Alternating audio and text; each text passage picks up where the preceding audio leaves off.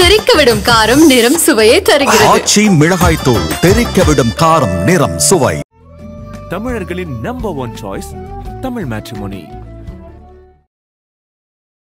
Cult ஃபிகராக மோடி வளர்ந்து விட்டார். இதெல்லாம் ஆர்எஸ்எஸ் உடைய சித்தாந்தங்களுக்கு ரொம்ப ரொம்ப எதிராக இருக்கு. இதன் காரணமா தான் மோகன் பகவத் இப்படி பேசியிருக்காரா? என்ன நடந்துகிட்டு இருக்கு? மோடி இருக்கிறது வரை அவரை தோக்கடிக்க முடியாது. மோடி நெகிர் மாதிரி வந்துட்டார். மோடியை வீழ்த்துறதுங்கிறது சாதாரண விஷயம் அல்ல. மோடி உயிரோடு இருக்கிறது வரை பாஜக ஆட்சியில் இருக்கும். நெகிர் ஆயுட்கால பிரதமராக இருந்த மாதிரி மோடி ஆயுட்கால பிரதமராக இருப்பார். ஆர்எஸ்எஸ் ஓட தலைமை அவர் தெளிவா மோடிக்கு இதெல்லாம் பொருந்தாதுன்னு சொல்லிட்டார். கடந்த காலம் சிறது. இப்பதான் மோடியோட முக்கியத்துவம் ரொம்ப அதிகம். ஏன் இப்படி சொல்றீங்க? மோடியோட முக்கியத்துவம் மோடி இருந்தே 240 தான். மோடி இல்லைன்னா 180 110 போயிடுச்சுன்னா நாடு சோனியா கையில போயிருமாப்பா. வாஜ்பாய் பிறகு அத்வானி வந்தாரு, அத்வானிக்கு பிறகு மோடி வந்தாரு, மோடிக்கு பிறகு வேற யாரும் வருவாங்கல்ல. மொட்டை சாத்தான் குட்டையில விழுந்தான்னு பேசாதீங்க தாமரை. ஆர்எஸ்எஸ் ஓட 3 குழந்தைகள்ல வீரம், விவேகம், உழைப்பு எல்லாம் நுணுக்கம் எல்லாம் தெரிஞ்ச குழந்தையான மோடிங்கிற குழந்தை தான் சோனியாவை தோக்கடிச்சு இந்த நாட்டின் மானத்தை, ஆர்எஸ்எஸ் மானத்தை, பாஜகவின் மானத்தை காப்பாத்தி இருக்குது. அதுதான் மோடி. நேருடைய டென்யூரை மோடி பீட் பண்ணிடுவாரா சார்? ஏன்னா லாஸ்ட் எலெக்ஷன்லயே 240 தான் சார். மோடியோட பாப்புலாரிட்டி சாச்சுரேட் ஆயிடுச்சுன்னா அது வாய்ப்பு இல்லாம போயிருமே. 4வது முறை அதை மோடி சாதிக்கணுங்கிறதா எங்க விருப்பம். 2029 சாதிப்பாரா? கண்டிப்பா சாதிப்பாரு. அதை சாதிச்சுட்டு பதவியை தூக்கி போட்டுட்டு போனாலும் எங்களுக்கு ஒன்னும் வருத்தம் கிடையாது. ஆதனைகளுக்கு அன்பு வணக்கம். இன்று நம்மோடு அரசியல் விமர்சகர் திருமிகு ரவீந்திரன் துரைசாமி வந்துள்ளார். வணக்கம் ரவீந்திரன் சார். வணக்கம் சார். நல்லா இருக்கீங்களா? நல்லா இருக்கும் தம்பி. சார், அதாவது மோடிக்கும் ஆர்எஸ்எஸ்க்கும் ஒரு மிகப்பெரிய ஒரு ஃபைட்டு. கேரவன்ல பக்கமாலாம் கற்று எழுதியிருப்பாங்க. அதெல்லாம் நீங்க கவனிச்சிருப்பீங்க நான் நினைக்கிறேன். ஸோ போன வருஷமே அது ஒரு மிகப்பெரிய டிபேட்டா போச்சு. போன வருஷமே மோகன் பகவத் மோடி 75 வயது அந்த ஏஜ் கிரிட்டீரியாவை பத்தி எல்லாம் பேசியிருந்தாரு. சமீபத்தில் நாக்பூர் நடந்த ஒரு புத்தக வெளியீட்டு விழாவில் மோடியை பேர் சொல்லி அவர் சொல்லவே இல்லை. ஒரு 75 வயதுக்கு பிறகு ஓய்வு பெற்றுவிட்டு பின்னாடி இருக்கிறவங்களுக்கு, இளைஞர்களுக்கு வழிவிடணும், இயக்கத்தில் உள்ளவங்களுக்கு வழிவிடணும் அப்படிங்கிற ரீதியில் மோகன் பகவத் பேசியிருக்காரு. குறிப்பாக ஆர்எஸ்எஸ் அதை மீறி மோடி வளர்ந்து விட்டாரு. கட்சிக்குள்ளார ஒரு ஒன்மேன் ஷோவா இருக்காரு. ஸோ ஒரு ஒரு ஒரு கல்ட் ஃபிகராக மோடி வளர்ந்து விட்டார். இதெல்லாம் ஆர்எஸ்எஸ் உடைய சித்தாந்தங்களுக்கு ரொம்ப ரொம்ப எதிராக இருக்கு. இதன் காரணமாக தான் மோகன் பகவத் இப்படி பேசியிருக்காரா?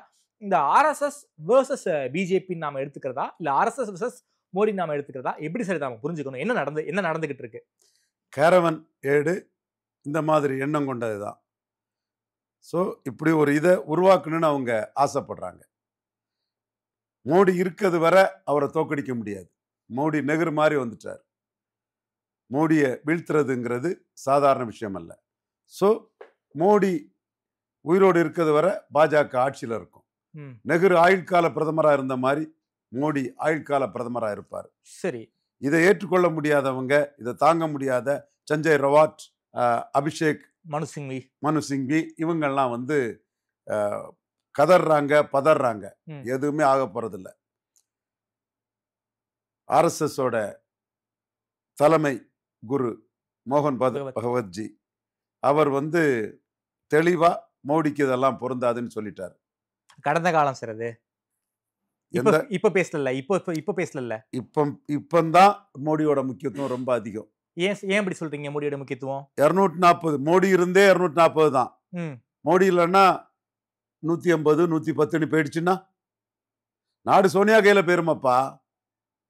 இந்த நாட்டோட மானத்தை, ஆர்எஸ்எஸ் மானத்தை, பாஜகவின் மானத்தை, ஆர்எஸ்எஸ் குழந்தையான மோடி தானே காப்பாத்தினாரு. அப்புறம் ஏன் சார் லாஸ்ட் எலெக்ஷன்ல உத்தரப்பிரதேசத்துல ஆர்எஸ்எஸ் வேலை பார்க்கல? ஒரு மிகப்பெரிய கோட்டை விட்டுருச்சு எங்க பாஜக. ஏன் ஆர்எஸ்எஸ் வேலை பார்க்கல? மோடி வேணா, காங்கிரஸ் கூட வந்தாலும் வரட்டுங்கிற மைண்ட் செட்டுக்கு ஆர்எஸ்எஸ் தலைமை வந்துட்டாங்கல்ல. காங்கிரஸ் அங்க வர்றதுக்கு வாய்ப்பு இல்ல. அகிலேஷ் யாதவ் தான் அங்க. இது அப்படி ஒரு கருத்து பரவலா பேசப்படுது. ஓகே, அந்த கருத்து இருக்கத்தான் செய்யுது. எந்த அளவுக்கு உண்மை, அது உண்மை தன்மை என்ன என்பதெல்லாம் கேள்விக்குறியா இருந்தாலும் கூட பொது புத்தியில அப்படி ஒரு கருத்து இருக்கத்தான் செய்யுது. அது ஜேபி நட்டா, பாஜக நாங்களே வளர்ந்துட்டோம், அதுல ஆர்எஸ்எஸ் உழைப்பு ஹரியானாவில் பெரிய அளவுல இருந்தது. ஏன்னா மீண்டும் சோனியா கையில நாடு போயிடக்கூடாது. மகாராஷ்டிரால மிகப்பெரிய அளவுல இருந்தது. காரணம் அதுதான். ஆக மோடிங்கிறவரோட வெற்றி, அவரும் ஆர்எஸ்எஸ் காரர் தான், ஆர்எஸ்எஸ் தான். அவரையும் ஆர்எஸ்எஸ் பிரிச்சு பார்க்க வேண்டாம். தாயும் பிள்ளையும் எல்லாமே ஒண்ணுதான். Part and parcel of RSS தான் மோடி. அப்புறம் ஏன் சார் மோடி வந்து பிரதமர் ஆகி ஒரு 10 வருஷம் ஆன பிறகும் ஆர்எஸ்எஸ் உடைய தலைமை அலுவலகத்துக்கு போல? சமீபத்தில் தானே போனாரு. அப்போதான் வந்து சஞ்சய் ராவத் வந்து மோடி தன்னுடைய ரிட்டையர்மெண்ட் பத்தி பேசுவதற்காக நாக்பூர் வந்தாரும் ஹேஷியமா அவர் சொன்னாரு. சஞ்சய் ராவத்தை பொறுத்த அளவுல மோடி பெரிய த்ரெட்டா இருக்கிறாரு. மோடி இருக்கிறது வரை சிவசேனாவுக்கு வாழ்க்கை இல்லைன்னு நினைக்கிறாரு. சிவசேனாவை மோடி பாப்புலாரிட்டி வீழ்த்தினாதான் நினைக்கிறாரு. ஸோ அவர் அப்படித்தான் பேசுவார். சார் கட்சியை உடச்சனால தான் சார் அங்கே ஜெயிச்சாங்க. மோடி பிரைம் மினிஸ்டருங்கிறதுல தான் விழுந்து விட்டோம்னு சிவசேனா நினைக்கிறாங்க. கோபத்தை உடைச்சாங்க, அதனால மோடி அவங்க ஏத்துக்கல. மோடி அவங்க ஏத்துக்கணும்னு நான் சொல்ல வரல. மோடி இருக்கிறது வரை அவங்களுக்கு பொலிட்டிக்கல் ஃபியூச்சர் வந்து டூம் ஆகுது, அடி வாங்குது. ஸோ அவங்க பேசத்தான் செய்வாங்க. காங்கிரஸ் செய்தி தொடர்பாளர் பேசத்தான் செய்வாங்க. காரணம் 4வது முறையும் மோடிஜி ஃபார் PM 2029 நாங்கள் மூவ் பண்ணிட்டு இருக்கோம். இந்தியாவிலே மொத மோடிக்காக பாரத் பதக்ஜி 2014 மேல என்ன பார்த்த பிறகு மோடிஜி ஃபார் PM 2019 நாங்கள் இது பண்ணணும், நிறைய விஷயங்களை பண்ணணும். அதில் ஆட்சிக்காரியம், ஒரு பிராமின் டாமினேட்டட் மினிஸ்ட்ரியை ஒரு ராஜ்புட் விபி சிங்கை வச்சு தேவிலால் கவிழ்த்துறது மாதிரி நம்மளை கவிழ்த்துறக்கூடாது, அதில் கேர்ஃபுல்லாக இருக்கணும்னு சொல்லும்போது தான் it is embedded in Modi's mind we could rekindle இட்டுங்கிற அளவில் ராஜ்புட் சிஎம்ஸை போட்டார். யோகி ஆதித்யநாத் இமாச்சல் உத்தரகண்ட்லாம் ராஜ்புட்டுகளை சிஎம்மாக போட்டார். இதை நான் வந்து சுந்தரராஜ சோழன் ஒரு பெரிய மோடி பக்தர், நான் தேசபக்தர், பாஜக ஆதரவாளர், மயிலாடுதுறை சேர்ந்த ஒரு நண்பர், அவர்கிட்ட இந்த மாதிரி தான் மோடி போடுவார். ஓஎன்ஜிசி வேலை பார்க்குறாரு அவரா? எஸ், அவரே தான். காமராஜ் 2 பிரதமரை கமாண்ட் பண்ணும்போது அவருக்கு தமிழ்நாட்டில் ஒரு சோஷியல் நெகட்டிவிட்டி வந்ததாட்டு ஐயா தேசபக்தர், சுதந்திர போராட்ட தியாகி சீனிவாச ஐயங்காரோட மகன் ஐயா சாருகாசன் உண்மையை நேர்மையாக சொல்லக்கூடியவர். அதே மாதிரி மோடிக்கு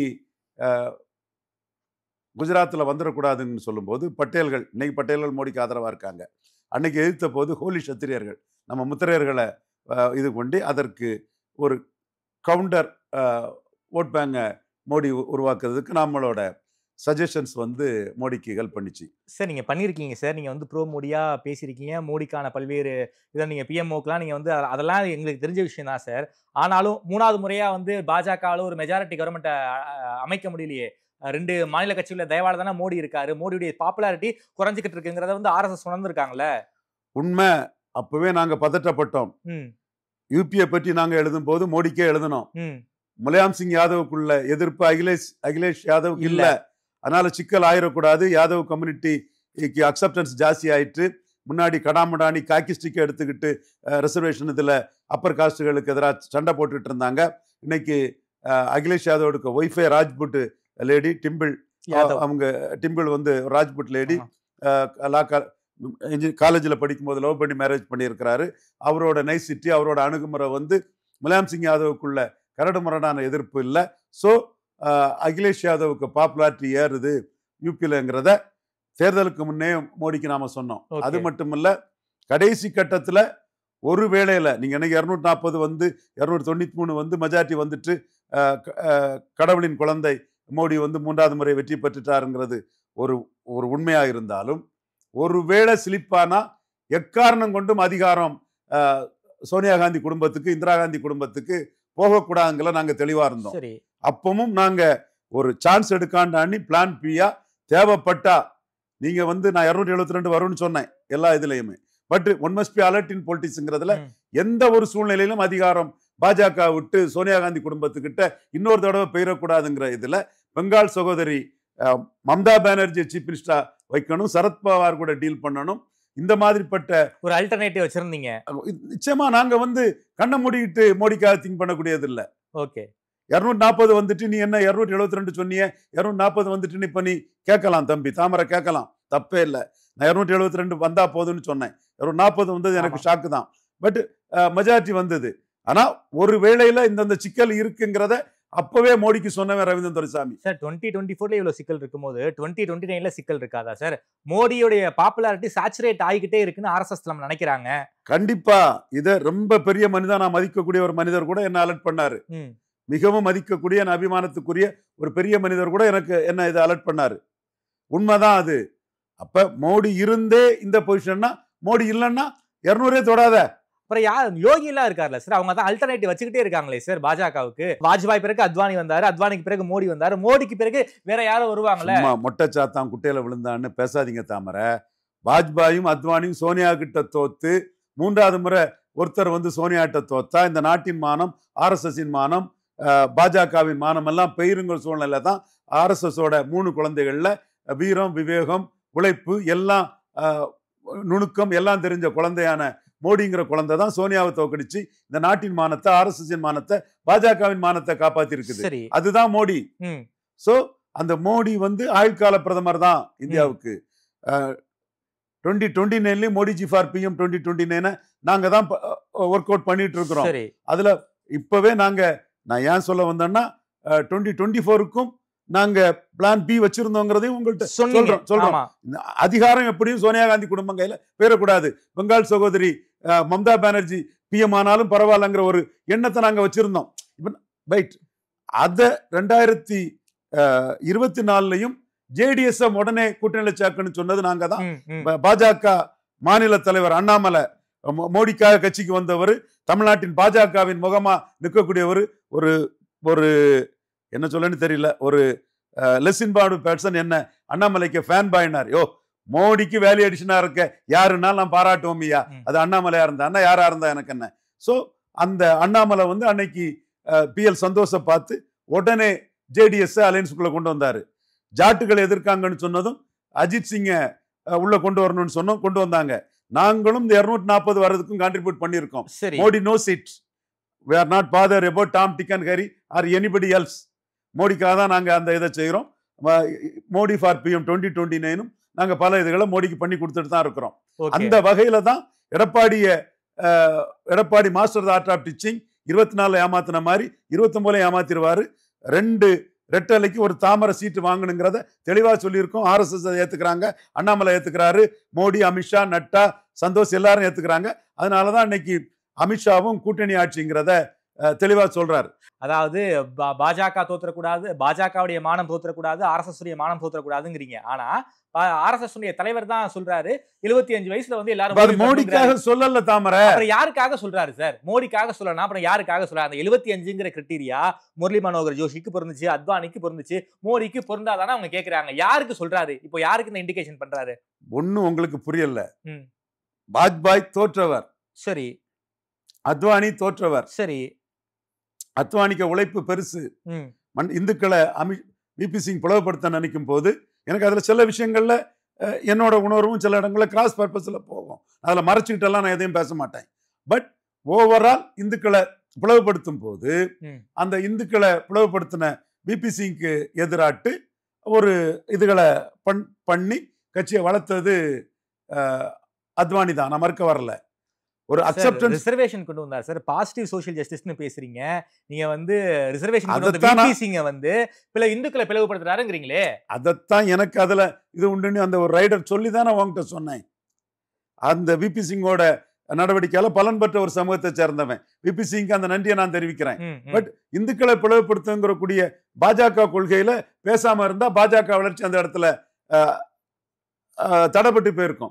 அத அத்வானி ஸ்ட்ராட்டஜிக்கலா பண்றாரு. புரிஞ்சிருக்கும்னு நினைக்கிறேன். புரியுது. அந்த அத்வானியோட அந்த உழைப்புல வந்தவர் தான் தாமோதராஸ் நரேந்திர மோடி. VP சிங்கோட அரசியல்ல வந்தவர் தான் தாமோதராஸ் நரேந்திர மோடி. VP சிங் அரசியல்ல வந்தவர் தான் கல்யாண் சிங். VP சிங் அரசியல்ல வந்தவங்க தான் உமா பாரதி சௌகான். VP சிங் அரசியல்ல வந்தவர் தான் சுஷில் மோடி. சோ VP சிங் வந்து ஒரு பெரிய மாறுதலை கொடுத்தாரு. அது இந்துக்களை பிளவுபடுத்தி பாஜகவை காலி பண்ண விடாம அதை கட்டி காத்ததுல அத்வானிக்கு பங்களிப்பு பெருசா இருக்குது.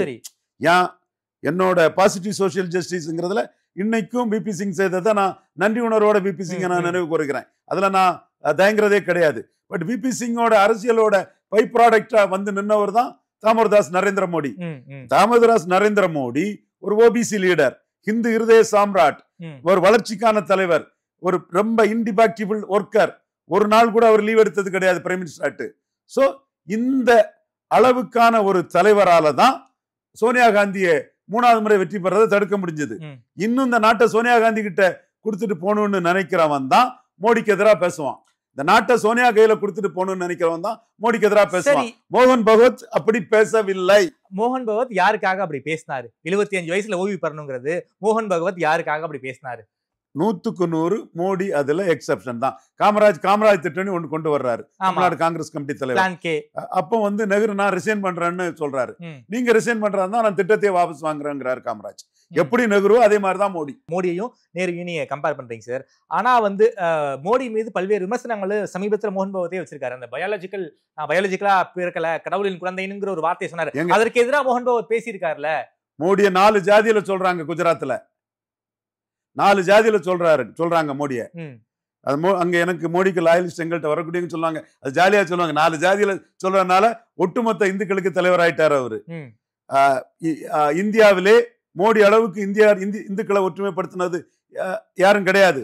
19ஆம் ஆண்டு 2019 வரும்போது சொன்ன இந்துக்களுக்கு ஒரு தலைவன் பிறந்து விட்டான்னு இதே உங்க ஆதரவுல நான் பேட்டி கொடுத்திருக்கிறேன். இங்க கேட்டிருப்பீங்க.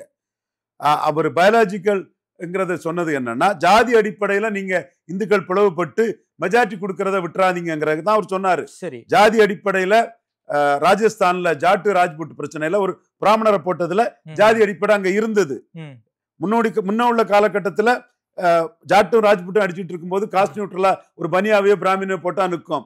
இப்ப வந்து வசுந்தரா ராஜி எனக்குள்ள அதிகாரம் இல்லைன்னு வேலை பார்க்கும்போது அவங்க மாஸ் லீடர், அதுல 11 சீட் அவுட்டு. சரி, யூபியில உள்ள பிரச்சனையில கோரி குருமிகள் கேசவ பிரசாத் மௌரியா நாங்க உழைச்சி வந்ததுக்கு நீங்க யோகிட்ட கொடுத்துட்டீங்கிறதுல கோரி குருமிக்கு கேசவ பிரசாத் மௌரியா போன்றவங்களுக்கு ஒரு உணர்வு இருக்கு. நான் எவ்வளவு டீப்பா நான் போக வேண்டாம்னு நினைக்கிறேன் அதை. அப்ப அது சில பாதிப்பை ஏற்படுத்திச்சு. அப்ப இது பிரைம் மினிஸ்டருக்கான தேர்தல், என்ன நீங்க ஜாதியில பாக்காதீங்கன்னு மோடி சொல்றாரு. அதுதான் நான் கடவுளின் குழந்தைன்னு அவர் சொன்னாரு. நாங்களும் அதை வலியுறுத்துறோம். மோடியை பொறுத்தவரை குஜராத்ல 4 ஜாதியில சொல்றாங்க. நம்ம நாட்டுக்கோட்டை செட்டியார் மாதிரி ஒரு அப்பர் காஸ்ட், மோத் காஞ்சிங்கிற ஒரு அப்பர் காஸ்ட் தன்னோட காஸ்ட பிசியில சேர்த்ததாட்டு காங்கிரஸ்காரன் சொல்றான். ஆயில் பிரஷர் டெலிங்கிறதுல சொல்றாப்புல மோடிக்க பாட்டியும் மாயாவதிக்க பாட்டியும் அக்கா தங்கச்சி ஒரு ஷெட்யூல் காஸ்ட்ங்கிற சொல்றாப்புல. அப்பதான் மாயாவதி கேட்டாங்க, அவங்க ஷெட்யூல் காஸ்ட் நீச்சு கிடையாது, என்ன நீச்சுன்னு சொல்லி கேட்டாங்க. நீச்சுங்கிற ஒரு இதுலயும் சொல்றாங்க. 4 ஜாதியில மோடியை சொல்றாங்க. அதனாலதான் மோடி எல்லா இந்துக்களுக்கும் பொதுவான ஒரு காஸ்ட் நியூட்ரல் ஆயிடுறாரு. நீச்சில இருந்து நாட்டுக்கோட்டை செட்டியார் மோத் காஞ்சி வர சொல்றாங்க. சரிங்க சார். அதாவது மோகன் பகவத் வந்து மோடி வந்து எக்ஸெப்ஷன் பண்ணி தான் சொல்றாருங்கிறீங்க. ஆர்எஸ்எஸும் தோற்றக்கூடாது, பாஜகவும் தோற்றக்கூடாதுங்கிறீங்க. லாஸ்ட் யூபியில ஏன் சார் வந்து ஆர்எஸ்எஸ் வந்து வேலை பார்க்கல? ஏன் வந்து மோடி பெருசா கான்சென்ட்ரேட் பண்ணல? ஏன் வந்து யோகி ஆதித்யநாத் தான் அந்த எலெக்ஷன் வந்து கான்சென்ட்ரேட் பண்ணாரு? இவர் நட்டா பேச்சுக்கு அவங்க கொஞ்சம் வருத்தப்பட்டிருக்கலாம். இந்திரசேன ஐயங்கார் வந்து மிக கடுமையா ராஷ்டிரிய முஸ்லீம் மாஞ்சு முதற்கொண்டு எல்லா ஆர்எஸ்எஸ்ல இருந்து எல்லாரும் செய்த உழைப்புல தான், அமித்ஷாவுக்கு வீகத்துல தான் 3வது இடத்துக்கு போன பாஜகவை முதல் இடத்துக்கு யூபியில கொண்டு வந்தாங்க. சரி, அதுல ஆர்எஸ்எஸ் உழைக்கலங்கிற ஒரு இதையும் தாண்டி அகிலேஷ் யாதவுக்கு இமேஜ் யாருதுன்னு எலெக்ஷனுக்கு முன்னாடியே நான் சொல்லியிருக்கேன். அகிலேஷ் யாதவுக்கு வந்து முலாயம் சிங் யாதவுக்குள்ள எதிர்ப்பு இல்ல. ஒருவேளை யூபி கால வாரிட்டுன்னா அதிகாரம் சோனியா குடும்பத்திட்ட பெயரக்கூடாது, நம்ம பெங்கால் சகோதரி மம்தா பானர்ஜி கையிலையாவது போட்டு சோனியா குடும்பத்திட்ட பெயரக்கூடாதுன்னு நானே மோடிக்கு எழுதியிருக்கேன். அப்ப நான் பிரியம் பண்ணதானே செய்தேன். இப்பவும் நம்ம கவனம் என்னன்னா 240 தான் வந்திருக்குது. இது ஒட்டுல புட்ட வச்ச கதையா தான் இருக்குது. மோடி இல்லைன்னா சிக்கலாகி சோனியா தரப்பு கையில அதிகாரம் பெயருமே, அதை எப்படி அலோவ் பண்ண முடியும்? சோ மோடி இருந்தாதான் பாஜகவால் 2029 ஜெயிக்க முடியும்னு சொல்ல வரீங்களா? கண்டிப்பா. மோடிஜி ஃபார் பிஎம் 2029க்காக இந்தியா ஃபுல்லா ஒர்க் பண்ணிட்டு இருக்கிறோம். தமிழ்நாட்டிலயும் அதுல அலர்ட்டா இருந்து பண்ணிட்டு இருக்கிறோம். 1-1 2029 கொண்டு வந்து இங்க கணிசமான சீட்டை ஜெயிக்க முடியும்னு நினைக்கிறோம். 26 இன்னும் எங்களுக்கு முக்கியம் இல்ல. ஓகே சார், அதாவது மோடி இடத்துக்கு யோகியால வர முடியாதுங்கிறீங்களா சார்? யோகி ஒரு நல்ல தலைவர். யூபியில வந்து 2வது முறை ஒருத்தர் சிஎம்ஆ வர்றதே ஒரு பெரிய விஷயம். அவர் கட்சி கட்டுப்பட்டு டிசிப்ளின் சோல்ஜரா இருக்கிறாரு. 2வது முறை 10 மாசம் யூபி சிஎம்ஆ இருந்தாலே பிரைம் மினிஸ்டர் போஸ்டை ஏம் பண்ணுவாங்க. அது என்டி திவாரியா இருந்தாலும் சரி, விபி சிங்கா இருந்தாலும் சரி, வீர்பத்ர சிங்கா இருந்தாலும் சரி, ஹேமநந்தன் பகுனாவா இருந்தாலும் சரி, யாரா இருந்தாலும் யூபியில ஒரு பிராமின் ராஜ்புட் வந்து யூபியில வந்து ஒரு லீடர் ஆயிட்டாருன்னா, மத்திய பிரதேச பிராமின், ராஜஸ்தான் ராஜ்புட், அந்த ராஜ்புட் பிராமின் 2 கம்யூனிட்டியில ஒருத்தர் வந்து அவங்க தான் வருவாங்க. யூபியில ஒரு 2 வருஷம் அவங்க சிஎம் ஆயிட்டா இருந்தாலே உடனே பிஎம் போஸ்ட் கண்ணு வச்சிருவாங்க. அப்படிப்பட்ட ஒரு சூழ்நிலையில யோகி ஆதித்யநாத் ப்ரொஜெக்ட் ஆகி வரல. நீங்க பட்னாவிஸ் கொடுத்த மாதிரி ஓபிசி லீடரான கேசவ பிரசாத் மௌரியாவுக்கு தான் கொடுத்துருக்கணும். ஒரு கோரி கம்யூனிட்டி சேர்ந்தவங்க, கோரி குருமி, நம்ம ஒரு கள்ளர் மரவர் மாதிரி ஒரு ஃபரோசியஸ் கம்யூனிட்டி. பிஜேபிக்கு அவங்க ஆதரவு தந்து தான் பின்னடைவு, அப்பர் காஸ்ட் ஓட்டு மட்டும் போதாது, பின்னடைவு வருங்கிறதுல கோரி குருமி ஆதரவுல தான் இடத்துக்கு பிஜேபி வராங்க. அப்ப அந்த ரிவார்ட கேசவ பிரசாத் மௌரியாவுக்கு தான் பட்னாவிஸ் மாதிரி கொடுத்துருக்கணும். அவங்க ஏன் ராஜ்புட் கம்யூனிட்டியை சேர்ந்த ஒரு ஹிந்து ஐடென்டிட்டி உள்ள ஒரு எம்பியா இருந்தவரை கொண்டு வந்தாங்கன்னா, அது ஒட்டுமொத்த இந்துக்களுக்கு யோகி தான் ஒரு அடையாளமா இருக்க முடியும். கேசவ பிரசாத் மௌரியாவை வச்சா இந்து சொசைட்டிலையும் ஜாதி பிரச்சனை இருக்கு, தமிழ் சொசைட்டிலும் ஜாதி பிரச்சனை இருக்குது. Hindu consciousness is coupled with caste consciousness, Tamil consciousness is also coupled with caste consciousness. இப்ப தெரியும் உங்களுக்கு, கள்ள இருக்கிறது, ஆடு மாடு மேய்க்கிறது எல்லாமே அந்த இது உள்ளுக்குள்ள இருக்குன்னு சொல்லும் போது கேசவ பிரசாத் மௌரியாவுக்கு தான் கொடுத்திருக்கணும் பட்னாவிஸ் மாதிரி. கேசவ பிரசாத் மௌரியாவுக்கு கொடுத்தால் அது ராஜ்புட்டும் பிராமின்ஸும் எப்படி எடுத்துக்குவாங்கிறது மெட்டீரியல் பொலிட்டிக்ஸ்ல ஒரு பெரிய பிரச்சனை. இந்த மாதிரி மெட்டீரியல் பொலிட்டிக்ஸ்ல பெரிய பிரச்சனைகள் இருக்கு.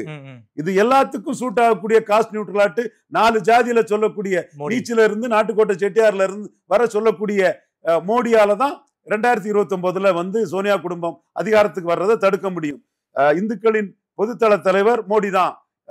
இந்துக்களுக்கு ஒரு தலைவன் பிறந்துட்டாங்கன்னு சொல்ற மாதிரி ஆழ்வார்கள், நாயன்மார்கள் யாருமே ஒன்றிணைக்க முடியாத அளவுக்கு மிக அதிக அளவு இந்துக்களை ஒன்றிணைச்சது மோடி தான். வாஜ்பாய், அத்வானி ஒன்றிணைச்சதை விட 2 மடங்கு இந்துக்களை ஒன்றிணைச்சது மோடி தான். அவருக்கு இணையாட்டு அவரோட ஒப்பிட்டு சொல்லக்கூடிய அளவுக்கு இன்னொரு லீடர் கிடையாது. நான் யோகிக்க மெரிட்டை குறைச்சு சொல்ல விரும்பல, அமித்ஷாவுக்கு மெரிட்டை குறைச்சு சொல்ல விரும்பல, சவுகானுக்கு மெரிட்டை குறை சொல்ல விரும்பல. பட் மோடிக்கு மெரிட்டுக்குள்ள யாரும் இல்லைங்கிறது அது கடவுளின் குழந்தை தான். ஓகே சார், நேருடைய டென்யூரை மோடி பீட் பண்ணிடுவாரா சார்? ஏன்னா லாஸ்ட் எலெக்ஷன்லயே 240 தான் சார். இன்னமும் குறைஞ்சிருச்சா என்ன பண்ணுவீங்க?